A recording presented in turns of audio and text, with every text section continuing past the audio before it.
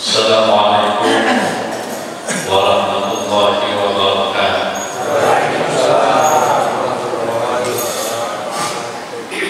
Alhamdulillahillazi ja'ala Ramadhana syahrul mubarak.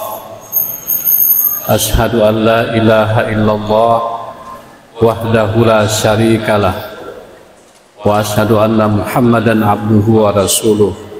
Allahumma salli wa sallim ala sayyidina Muhammad wa ala ali sayyidina Muhammad.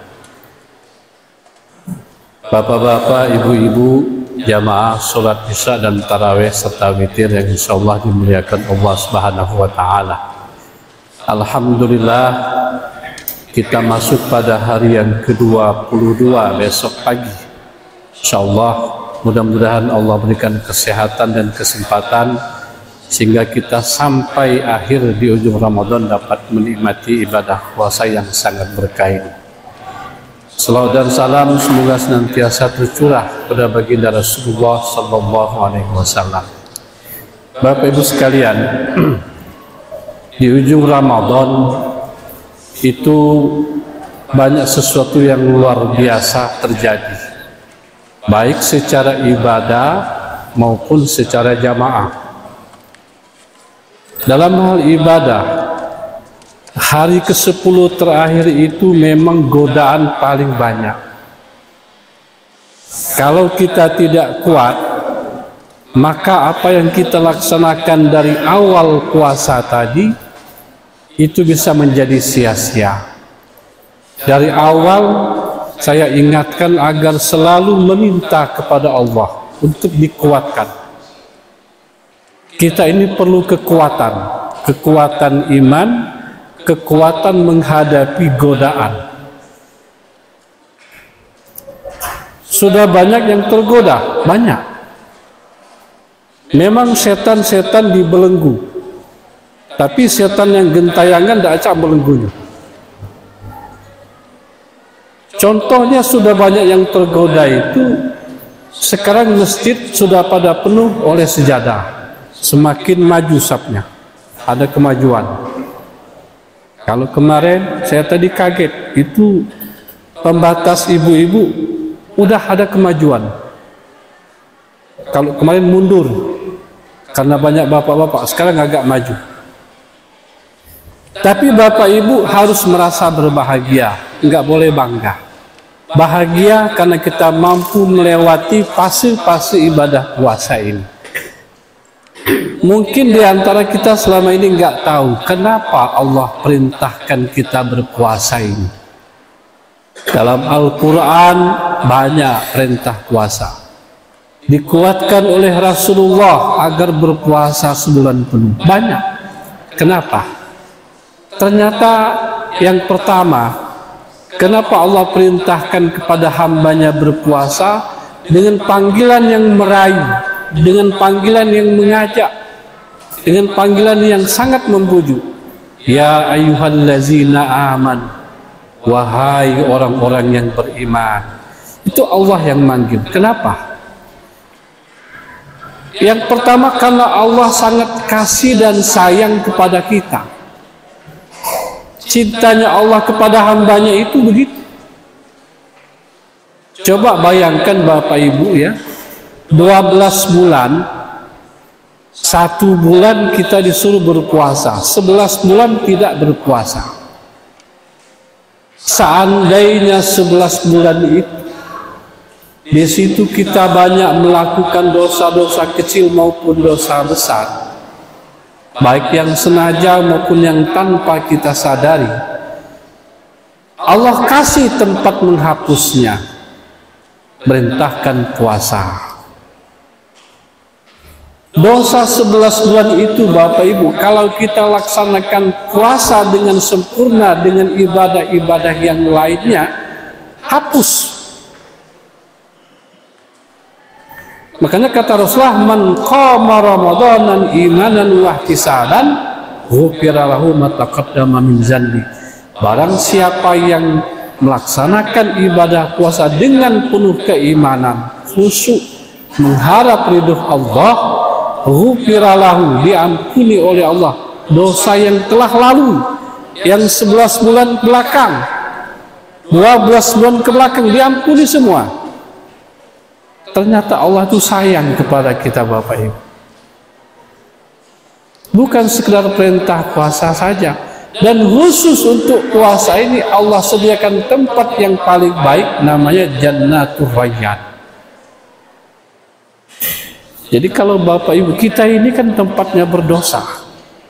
Banyak dosa, mungkin dosa sama orang tua, dosa dengan tetangga, dosa dengan pekerjaan, dosa karena perbuatan kita. Kalau kita renungkan banyak, hapus di bulan suci Ramadan. Di situ Allah tempat sediakan malam-malam pengampunan. Nah, siapa yang ciri-cirinya mendapatkan ampunan? Tahu nggak? Yang pertama, dia istiqomah menunaikan ibadah puasa dari awal sampai sekarang, istiqomah, tidak berubah. Makanya Allah ciptakan puasa agar kita mampu menebus semua dosa-dosa kita 11 bulan yang lalu. Begitu Allah sayang kepada kita. Apalagi kita diajak taraweh. Taraweh kan nggak ada di bulan lain. Kenapa? Mungkin kita kurang melaksanakan ibadah-ibadah sholat sunnah. Taraweh berjamaah.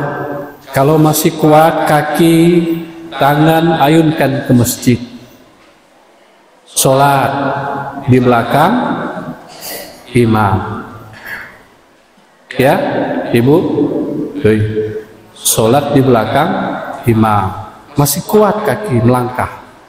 Sebelum nanti disolatkan di depan imam. Kalau sudah berpikiran begitu khusyuk, Pak. Nah, bapak-bapak terutama, ada kesempatan ke masjid, berjamaahlah ke masjid. Jangan sampai nanti orang berjamaah menggotong kita ke masjid. Enak betul filosofinya itu. Ketika Allah berikan kesempatan sholat berjamaah di belakang imam, ayo ke masjid. Sebelum nanti pasti di depan imam. Kalau jenazah sudah terbentang di depan. Kata Allah, baca Al-Quran banyak-banyak selama bulan suci Ramadan, baca. Walaupun dikit baca, tidak perlu banyak. Yang penting kita baca. Syukur kalau banyak. 1 juz, setengah juz, seperempat juz, selembar. Boleh kalau banyak. Bacalah.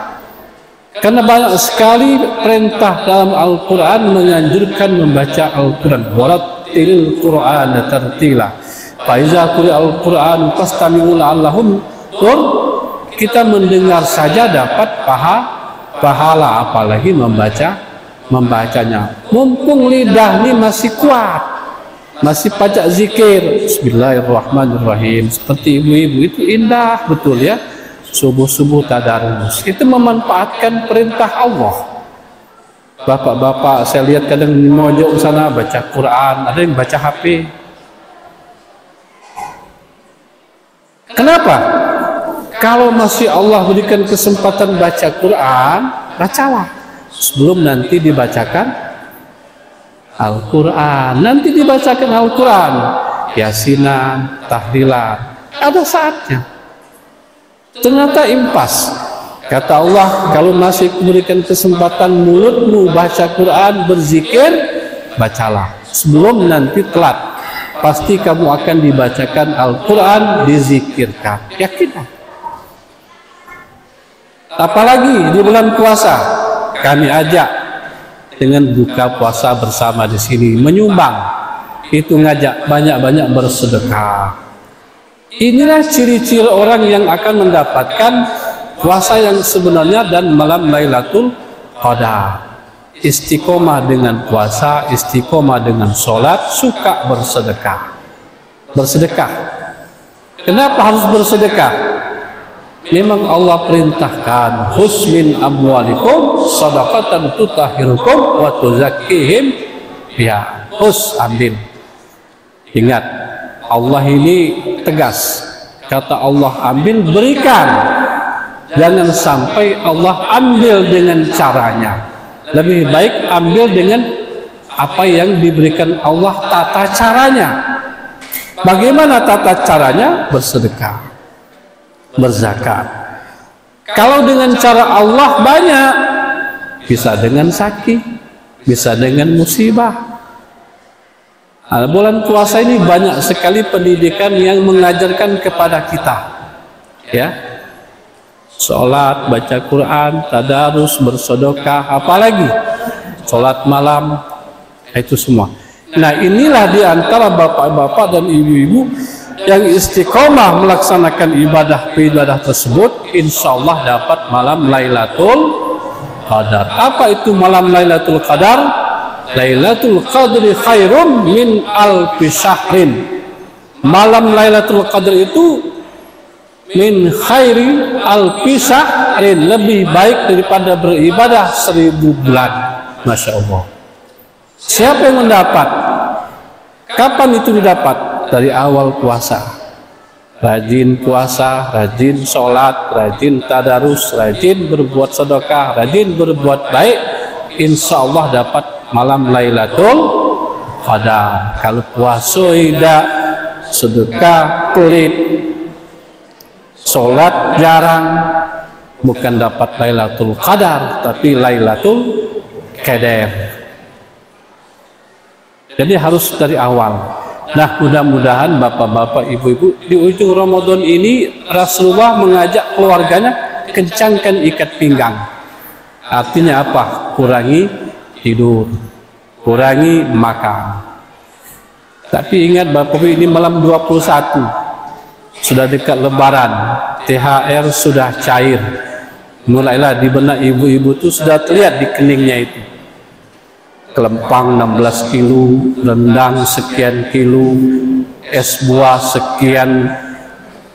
Nggak usah dipikirin, Lebaran itu bukan kuenya, tetapi bagaimana kita menyelesaikan ibadah puasa dengan baik. Apa kalau nggak ada kelempang, nggak ada di Lebaran? Jadi.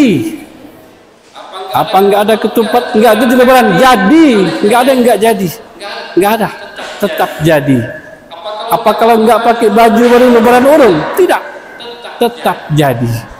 Ingat, ya, wakulu wasrabu wala tusrifu, jangan berlebih-lebihan. Ingat, di belakang kita, di samping kita ada anak yatim, ada fakir miskin yang juga mereka ingin berbahagia di hari Lebaran. Berikanlah sedekah dan zakatnya kepada mereka. Karena itulah jalan kita menyampaikan ibadah puasa kepada Allah Subhanahu wa Ta'ala. Bapak Ibu sekalian, ini saja yang dapat kami sampaikan. Mudah-mudahan kita dapat mengambil hikmah dan manfaat di ujung Ramadan yang sebentar lagi. Demikian, wallahu muwaffiq ila aqwamit thoriq. Assalamualaikum warahmatullahi wabarakatuh.